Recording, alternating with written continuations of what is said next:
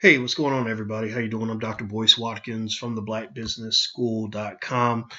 Now, here's what I want to do. I want to show you something that I just got in the mail today. It is a book called Are We Better Off? Race, Obama, and Public Policy. And the beautiful woman who wrote this book is Dr. Julianne Malveaux, who you can find right here.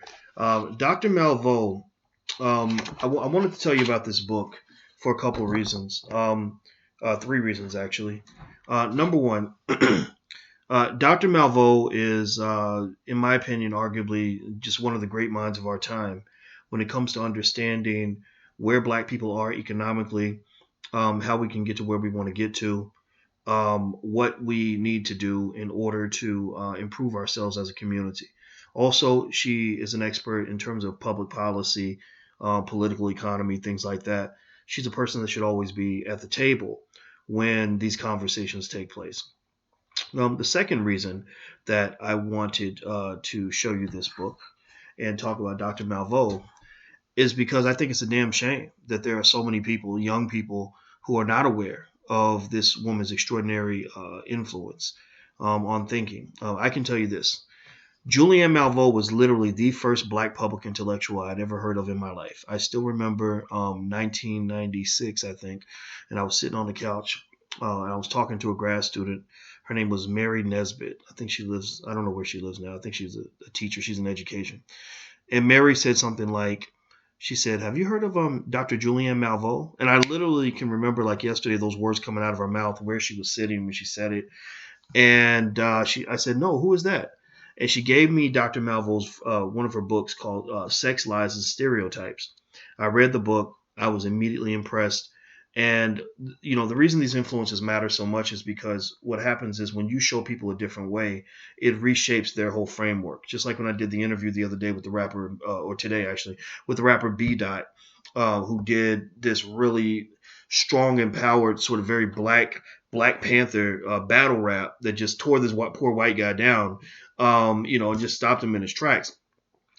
He said that he'd actually been inspired by Loaded Lux, another rapper who was one of the pioneers in terms of taking the power of hip hop and flipping it back in the direction it's supposed to go. Instead of turning the gun toward our own heads, we turned it back at those who seek to oppress us.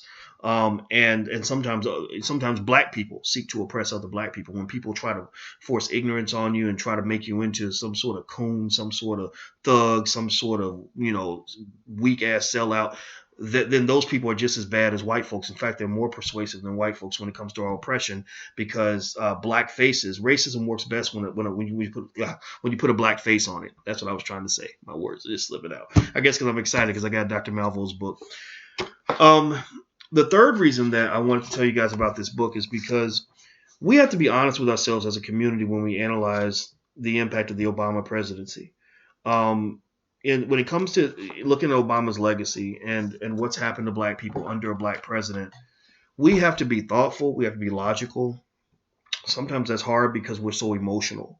We get so excited about a Black person who says the right things and makes us feel good. It's no different from when you're eating food that's literally poisoning your body, but you keep eating it and you love the food because it tastes so good, but you don't even spend a second thinking about what it's doing to your body. And then years later, when Big Mama gets a foot cut off because she got diabetes, or you're weighing 450 pounds and the doctor says you got heart disease, you don't know where that came from. You're like, well, I need to go pray to Jesus because I don't understand why this is happening to me. Well, it happened because you were eating the poison and you thought that it was okay because it tasted good. Now, I'm not saying the Obama presidency was poison. I'm not saying that at all. I'm just saying, though, that there are politicians who are very, very good at manipulating your thinking.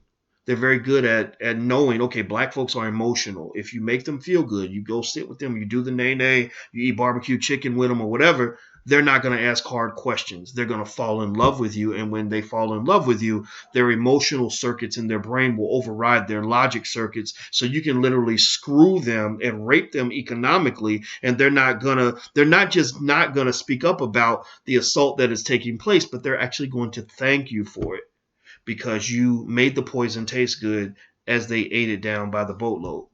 So when we look at the Obama presidency, I encourage those of you, and again, I don't have a monopoly on the truth, but I think that if you disagree with me, I encourage you to tell me why I'm wrong. I encourage you to look at it objectively. Read books like this. Look at the facts. I talked to Dr. J about this, Dr. Malvo, and and she said that her conclusion was that black people are not better off under Obama, but she said we're not worse off either. And that's subject to debate. Some people will say we're better off. Some people will say that we're a little worse off. I don't know. I just know that according to most economic indicators, having a black president was pretty much a feel-good strategy. It wasn't something that really had any kind of market impact on our lives. So if you wonder why I don't get excited about who's in the White House, that's why. It's because it doesn't matter.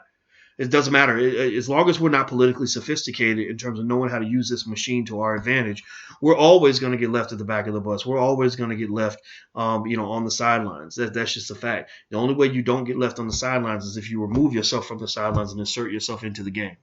And people are not going to applaud you coming into the game. They're not going to sit there and say, "Oh, we're so happy that the black people are now empowered." No, they're going to be mad. They're going to fight you at every turn. It is not the job of your adversary to congratulate you when you score a point for your team. It's not their job. Now, last thing I want to tell you is that Dr. Malvo and I tonight, if you happen to be watching this on March 8th, you may be watching on March 9th, in which case you can still get a recording. We're actually going to have a public forum right now within the Black Business School as part of our Black Lecture series. You can sign up. It's a series you can subscribe to. So it's a fundraiser for the Black Business School, because we don't necessarily believe in just asking you for money. We'd rather give you something for your money, something that's going to feed you up here. But it's a product disguised as a fundraiser disguised as a product. I don't know which one, but basically we're trying to raise our capital so that we can build a high quality, low cost alternative to expensive university education. All of our faculty, all the professors that roll through there are black, unless they have something good to offer that will help black people. So it doesn't mean people are excluded, but it does mean that black people come first. Black scholars, black thinkers come first. So anyway, you can find out about it. We just set up the URL, so hopefully it'll redirect by the time you read this. If not, we'll put the actual URL at the bottom of this video. But if you want to come to the thing with Dr. Malvo and I tonight at 8 o'clock Eastern, March 8th, and you want to be there live, you want to ask her questions, we're going to talk about the state of the black economy under Obama. And it's going to be a great conversation. If you want to be there, you can go there and you can buy a ticket. We're asking people to buy tickets, and the URL is theblacklectureseries.com. You can do that, and actually you can also subscribe to the Black Lecture Series if you'd like. The first month is actually free. So to be honest with you, you might be better off just subscribing to the platform and not buying the ticket, and that way you get it for free. And then if you don't like it after the first month, you can just unsubscribe. But after the first month is over, then you're in. And every time we do something, we have events like this, I'm going to invite you in. This is my effort to contribute to the intellectual capital in our community. One of the things that I've learned this, and I've been thinking about this very deeply lately. This has been on my mind a lot. I've been watching this Netflix series that you may want to check out called American Genius. And it's really good because what it shows how great industries in the history have been developed through, hard work and ingenuity and vision and creativity by certain people who probably had no idea what they were creating at the time. And one of the things I thought about is, in order for black people to really develop the nation that we know we can build, it's going to require us to obtain the capacity to mass produce that which we deem to be most valuable for all of us, right? So we must mass produce financial wizards. That's why we have the Black Millionaires of Tomorrow program. I want to mass produce thousands of black kids that are strong in financial literacy. We need to mass produce e-commerce, commerce where black people can support each other and buy from each other, things like that. We have to mass produce the things that we want in order to make ourselves stronger. So if you want to know what our little agenda is with the Black Business School and the Black Wealth Boot Camp and all that stuff, it's to mass produce greatness in the black community. And I believe that we can do that, but I think that we have to really reclaim our educational process. We have to reclaim our economic process.